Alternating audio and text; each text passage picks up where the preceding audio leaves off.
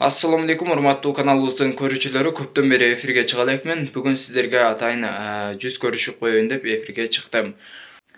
АКШнын түндүк чыгышында катталган тропикалык Ида бороону кесепетинен каза болгондордун саны 94-кө жетти.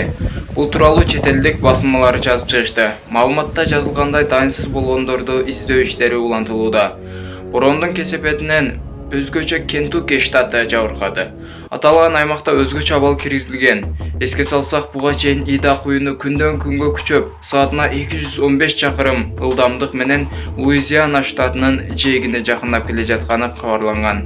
Ида куюну АКШ аймагында 16 жылдан кийин кайталанган күчтүү куюндардын бири болду. Буга чейин 2005-жылы ушул эле аймакта Катрина куюну катталып, 2000ге жакын адамдын өмүрүн алган. Президент Садыр Жапаров Америка Кошмо Штаттарынын президенти Джо Байденге Американын Кентукки жана коңшу штаттарындагы куюндан улам адамдардын курман болгондугуна байланыштуу көңүл айтты.